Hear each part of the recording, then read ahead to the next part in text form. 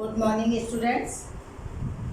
हमने आप लोगों को महाकवि मग का प्रभात वर्णन की व्याख्या बताया था, उसी में कुछ अंश शेष रह गए थे, वो आप लोगों को बताने जा रहे हैं। महाकवि मग का प्रभात वर्णन, रचनाकार हैं आचार्य महावीर प्रसाद द्विवेदी जी। बच्चों, ये व्याख्या समझिए और व्याख्या जो आप लोगों की 10th में भी जो व्याख्या दी जाती थी उसमें रेखांकित करके प्रश्न पूछे जाते थे, वही पैटर्न फर्स्ट ईयर में भी है। व्याख्या समझिए, फिर उससे संबंधित आपको हम रेखांकित प्रश्न भी देंगे। तारों का समुदाय देखने में बहुत भला मालूम होता है, यह सच है। यह भी सच है कि भले आदमियों को न कष्ट ही देना चाहिए और न उनको उनके स्थान से च्युत ही हटाना ही चाहिए।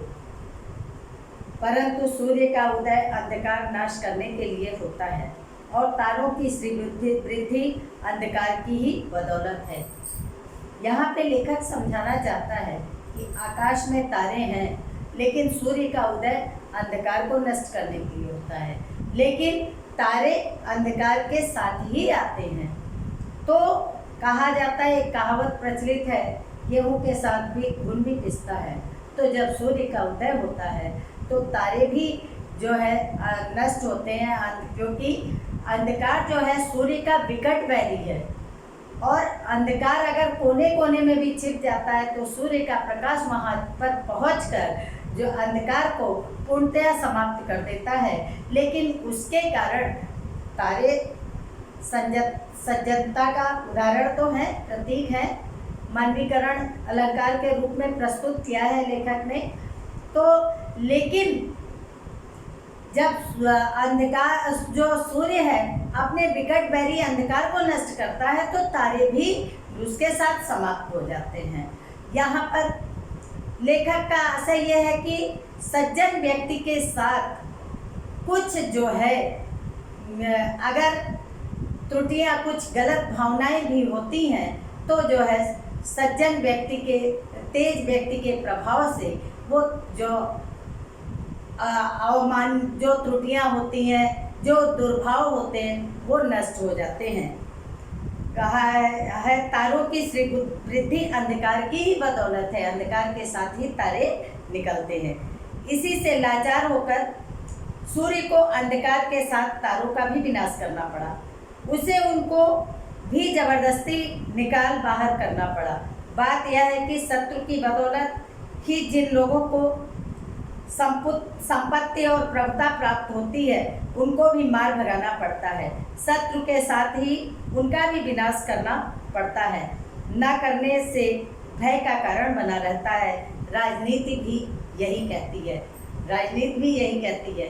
यहाँ पे विरोधाभास है कि अगर सज्जन व्यक्ति हैं, तेजस्वी हैं, प्रतापी हैं, तो उनको जो है शत्रु का विनाश करना पड़ता है। तो शत्रुता के कुछ अंश जो शेष रह जाते हैं उनको भी नष्ट करना आवश्यक होता है।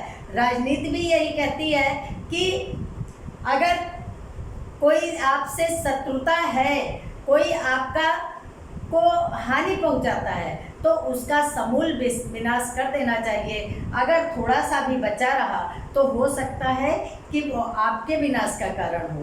तो सूर्य जो है पूर्ण रूपेण अंधकार का विनाश करता है, उसी प्रकार उसी के साथ तारे भी नष्ट हो जाते हैं, तारे भी समाप्त हो जाते हैं। और इसी प्रकार तेज महाप्रतापी व्यक्ति जो है अपने शत्रुओं का पूर्ण रूपेण विनाश करते हैं।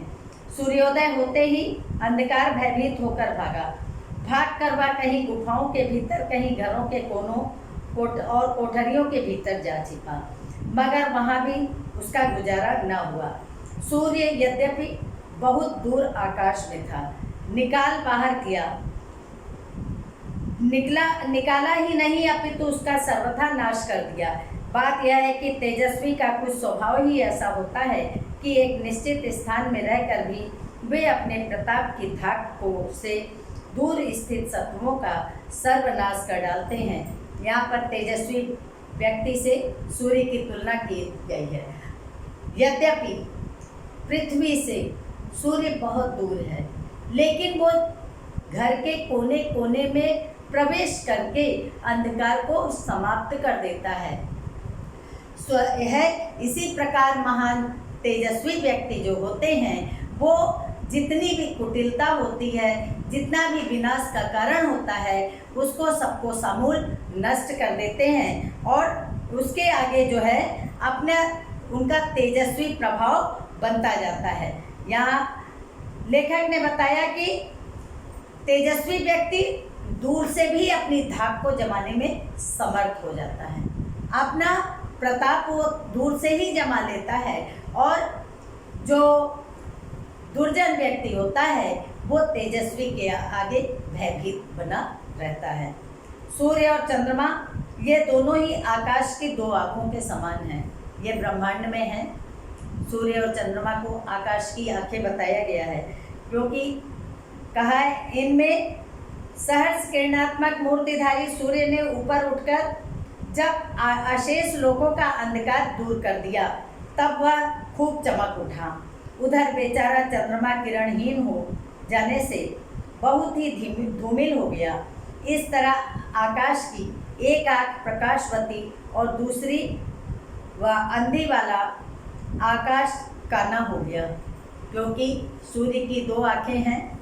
चंद्रमा अपनी चांदनी से प्रकाशवान होता है, चांदनी फैलाता है, शीतलता प्रदान करता है, और सूर्य जो है उष्णता फैलाता है। सूर्य में बहुत तेजस्विता होती है। तो अगर सूर्य के प्रकाश के कारण जो है चंद्रमा का प्रकाश जो है धूमिल हुआ है, तो उसमें कहते हैं चंद्रमा कांतिहीन हो गया, तो एक आँख से आकाश वो क्या है काना हो गया। मतलब कि रात्रि में चंद्रमा अपनी शीतलता फैला रहा है, लेकिन सूर्य के समान तेजस्विता नहीं है।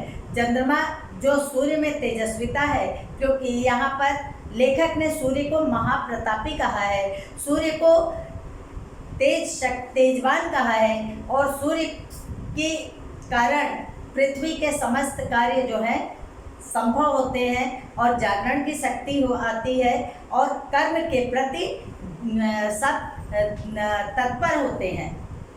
कुमुदनियों का समूह शोभाहीन हो गया और सरोवरों का समूह शोभा संपन्न। उल्लूकों को तो शोक ने आ घेरा और चक्रवातों को अत्यानंद ने।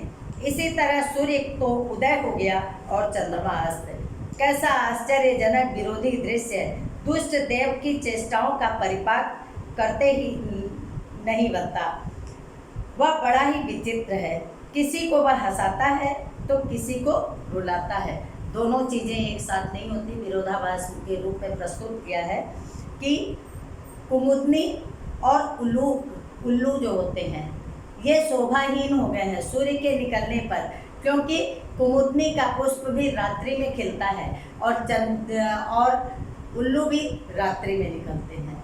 तो ये सूर्य के निकलने पे छिप गए हैं, और जो रात्रि में निकलने में गर्व करते हैं, घमंड करते हैं, वो छुपे हुए हैं, वो शोक का अनुभव करना है। और चकवा चकवी जो है दिन में अपना क्रीड़ा लाभ करते हैं, तो चकवा चकवी प्रसन्न होते हैं और दिन में सरोरू मतलब कमल भी खिल जाते हैं सूर्य के उदित होने पर। इसी प्रकार सज्जन व्यक्ति जो प्रतापी व्यक्ति होते हैं, वो अपनी तेजस्विता से चारों ओर ज्ञान रूपी प्रकाश को फैलाते हैं और अज्ञान रूपी अंधकार को पूर्ण रूपेण समाप्त कर देते हैं। तो कहा है यहाँ पर लेखक ने बताया, दुष्ट देव की चेष्टाओं का परिपाक कहते नहीं बनता। यहाँ पर जो विरोधाभास स्थिति है, जो सृष्टि की रचना है, इसमें जो है अज्ञानता को नष्ट करके ज्ञान रूपी प्रकाश को जागृत किया गया है। तो वास्तव में ईश्वरी इस शक्ति के बारे में वर्णन करना असंभव है, क्योंकि जो यहाँ पर जो विरोधाभास है, कोई हंसता है कोई रोता है, जहाँ जिसके साथ तेजस्वी परम प्रतापी लोग होते हैं उसको वो हंसाता है, और जिसके जहाँ अज्ञानता होती है, दुर्जनता होती है, वहाँ वो रोता है और क्षय का कारण बनता है। सूर्य को आप दिग्बंधुओं का पति समझ लीजिए, और यह भी समझ लीजिए कि पिछली रात वह कहीं और किसी जगह अर्थात विदेश चला गया था। मौका पाकर इसी बीच उसकी जगह पर चंद्रमा आ विराजा। पर ज्यों ही सूर्य अपना प्रवास समाप्त करके सवेरे पूर्व दिशा में फिर आ धमका, त्यों ही उसे देख चंद्रमा के होश उड़ गए। अब क्या हो, और कोई उपाय न देख अपने किरण समूहों को कपड़े लत्ते के सदृश छोड़ उपपति के समान गर्दन झुकाकर वह पश्चिम दिशा रूपी खिड़की के रास्ते निकल भागा। ये सूर्योदय और चंद्रास्त का वर्णन किया है लेखक ने कि सूर्य को आप दिग्बंधुओं मतलब कि दिशाओं का पति माना गया है, कि जब सूर्य उदित होता है तो संपूर्ण दिशाएं उससे प्रकाशित हो जाती हैं, और जब सूर्य अस्त हुआ था तो चंद्रमा ने अपना साम्राज्य समझकर वहाँ स्थापित हो गया। लेकिन वो जो है जैसे ही प्रातःकाल हुआ पूर्व देश से चमका तो चंद्रमा अपनी किरणों को छोड़कर भागा, अर्थात कि जब आपने देखा होगा कि अंतिम प्रहर में सूर्य का प्रकाश निकलता रहता है, उदित होता रहता है, और चंद्रमा का प्रकाश क्षीण होता रहता है, तो उस समय का दृश्य अत्यधिक शोभायमान होता रहता है। कुमुदनियाँ भी जो है अर्ध खिली हुई रहती हैं और कमल भी अर्ध खिले हुए रहते हैं। यहाँ तुलनात्मक स्थिति तो होती है, लेकिन जो है चंद्रमा का अस्त होना निश्चित है। यही सृष्टि की रचना है। यही इसी प्रकार तेजस्वी महाप्रतापी के समक्ष जो है अज्ञानी व्यक्ति जो है धूमिल होकर नष्ट हो जाते हैं और ज्ञान का प्रकाश सर्वत्र फैल जाता है। कहा महामहिम भगवान मधुसूदन जिस समय कल्पांत में समस्त लोगों का प्रलय बात की बात में कर देते हैं, उस समय अपनी समधिक अनुरागवती श्री लक्ष्मी को धारण करके उन्हें साथ लेकर क्षीर सागर में अकेले ही विराजते हैं। कहा सृष्टि का अंत हुआ, प्रलय आया। प्रलय में सृष्टि में केवल आकाश और जल रह गया। उस समय भगवान महामहिम भगवान विष्णु जो है अपनी प्रियतमा लक्ष्मी जी के साथ श्री क्षीर सागर में सुखपूर्वक निवास करते हैं और सृष्टि का अंत करके पुनर्निर्माण के लिए तत्पर रहते हैं। दिन चढ़ जाने पर महामहिम भगवान भास्कर भी उसी तरह एक क्षण में सारे तारालोक का संहार करके अपनी अतिशायिनी श्री के साथ क्षीर सागर के समान आकाश में देखिए यह अकेले ही मौज कर रहे हैं। यहाँ पर भगवान विष्णु से भगवान भास्कर की समानता बताई गई है। तुलनात्मक व्याख्यान प्रस्तुत किया है लेखक ने। कहा कि उसी प्रकार जो है आकाश रूपी क्षीर सागर में महामहिम भास्कर सूर्य जो है अपनी पत्नी शोभा के साथ जो है विश्राम करते हैं, अर्थात पूर्ण रूपेण समस्त संसार को प्रकाशित करते हैं, अंधकार को नष्ट करते हैं। यहाँ पर आकाश को मानवीकरण अलंकार के रूप में प्रस्तुत करते हुए लेखक ने प्रकृति का अनुपम वर्णन करते हुए बताया है कि इस प्रकार तेजस्वी व्यक्ति समस्त संसार को प्रकाशित करते हैं और जो अज्ञानी व्यक्ति होते हैं उनका अज्ञान नष्ट हो जाता है, अर्थात वो अपनी शक्ति चाहे जितना भी संसार पर फैलाने का प्रयत्न करें लेकिन उनकी शक्ति क्षीण हो जाती है। तेजस्वी व्यक्ति के सामने वो रुक नहीं पाते हैं। यहाँ पर बच्चों कुछ आपको पैराग्राफ दे रहे हैं, वो आप व्याख्या करके हमको दिखा दीजिएगा।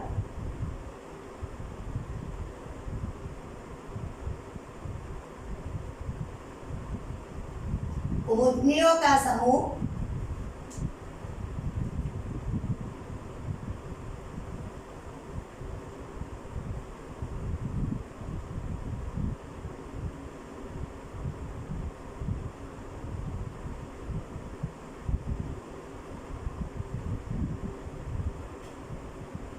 शोभाहीन हो गया।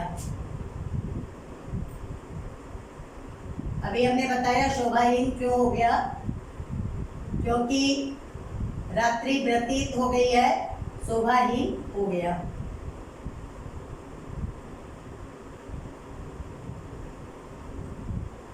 और सरोवरों का समूह शोभा संपन्न।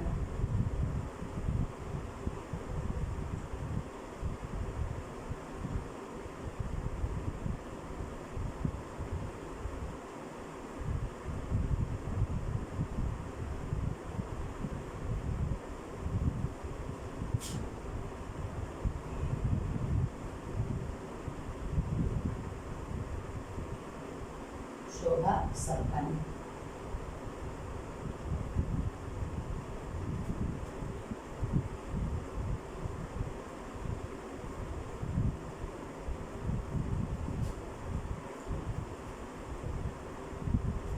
लोगों को तो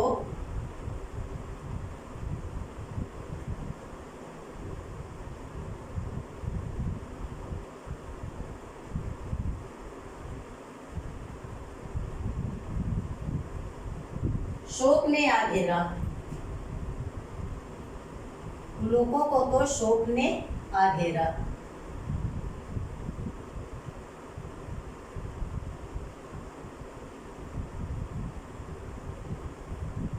और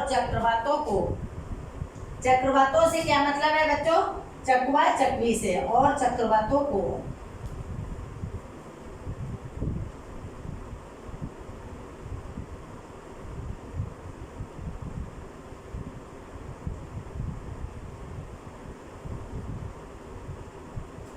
अत्यानंद ने।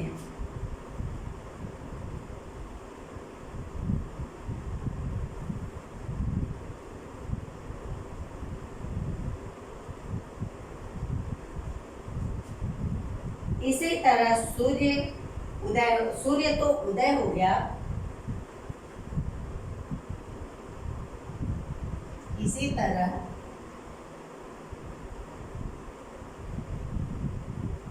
सूर्य तो उदय हो गया।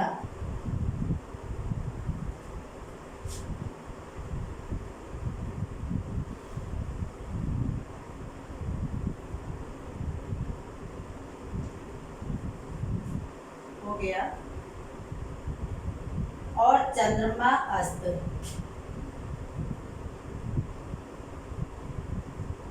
और चंद्रमा अस्त।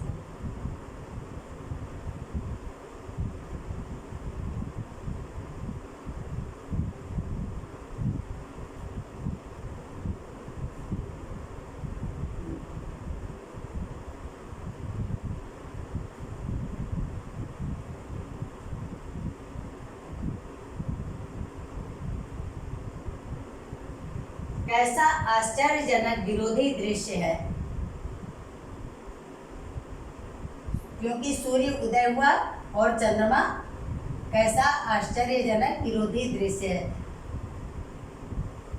चंद्रमा अस्त हुआ है। प्रकृति का बड़ा ही सुंदर वर्णन लेखक ने किया है। चंद्रमा और कैसा आश्चर्यजनक विरोधी दृश्य है।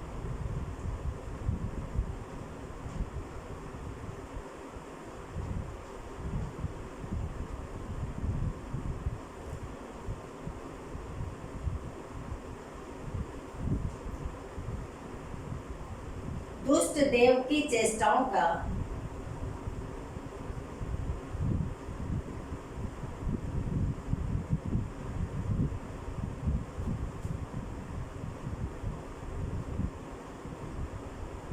दुष्ट देव की चेष्टाओं का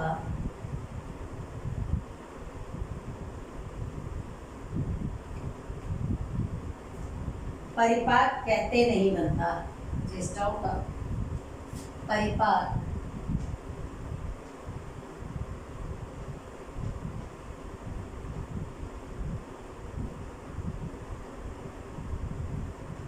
कहते नहीं बनता।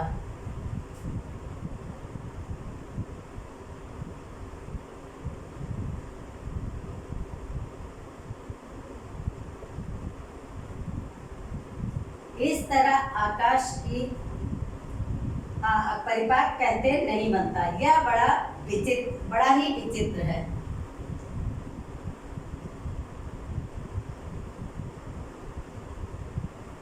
यह बड़ा ही विचित्र है।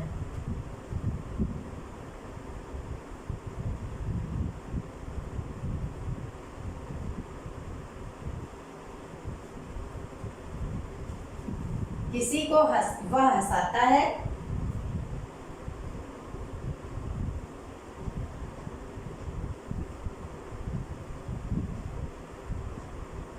किसी को वह हंसाता है,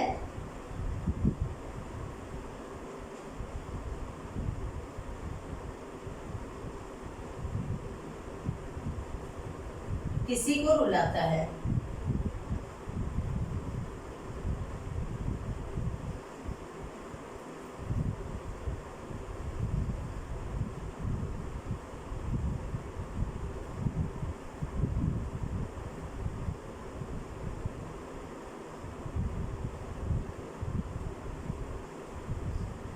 ये बच्चों एक पैराग्राफ दिया है, इसमें जो रेखांकित कर रहे हैं ये व्याख्या करना है आपको। दुष्ट देव का परिपाक कहते नहीं बनता। यह बड़ा ही विचित्र है, किसी को हंसाता है और किसी को रुलाता है। ये इतना रेखांकित करिएगा। उसके बाद इससे संबंधित प्रश्न दे रहे हैं।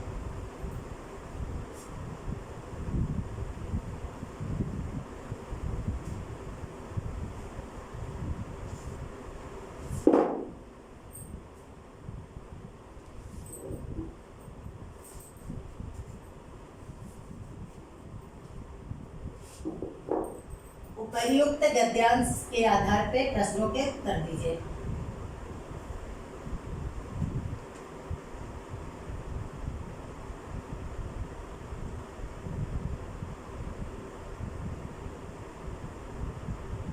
उपर्युक्त गद्यांश के आधार पर प्रश्नों के उत्तर दीजिए।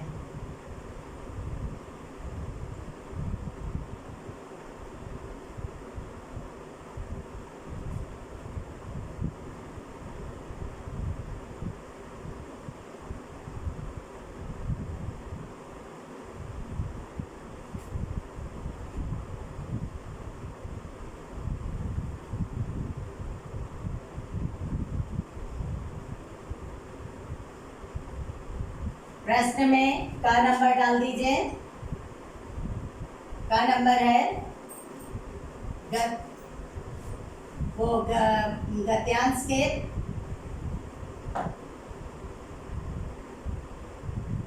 गद्यांश के पाठ और लेखक का नाम बताइए।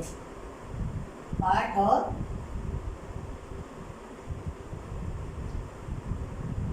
लेखक का नाम बताइए।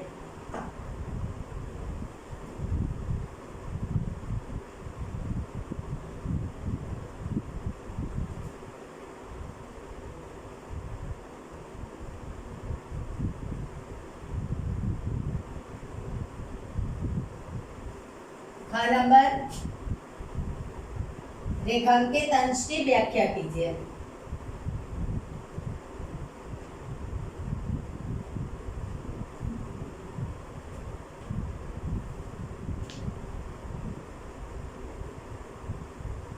रेखांकित अंश की व्याख्या कीजिए।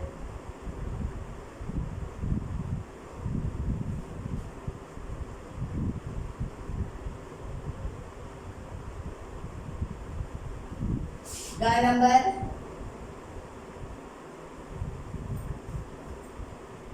नंबर में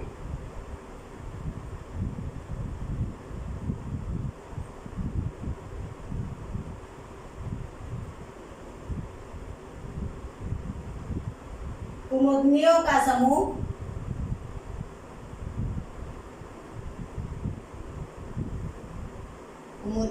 समूह शोभाहीन क्यों हो गया?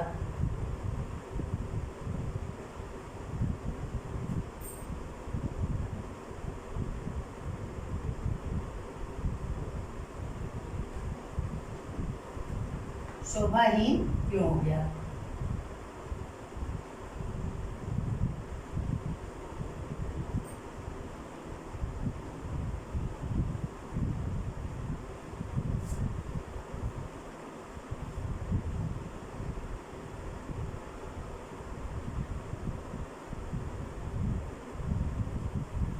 घ नंबर, बच्चों ये आप लोगों के फर्स्ट ईयर में 5 क्वेश्चन आएंगे। घ नंबर, गद्यांश में किस शैली का प्रयोग किया गया है?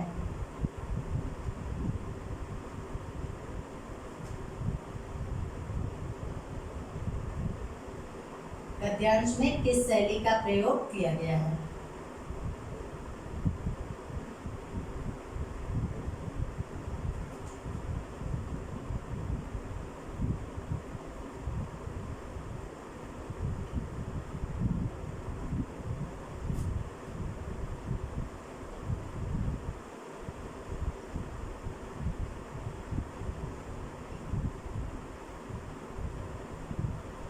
अंगा है,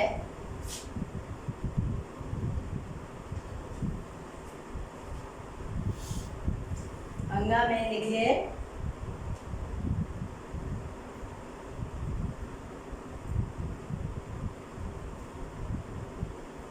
दुष्ट देव की चेष्टाओं से क्या तात्पर्य है?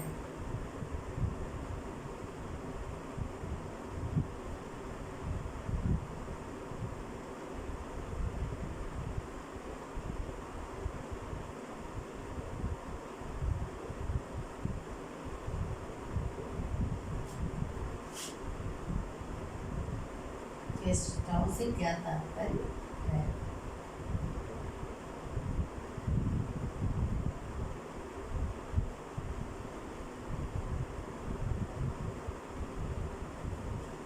थैंक यू बच्चों, आप लोग इसका व्याख्या लिखकर हमको दिखा दीजिए ताकि हम भी समझें कि आपका वर्क कितना कंप्लीट हुआ है, और ये निश्चित रूप से दिखा दीजिएगा। थैंक यू बच्चों।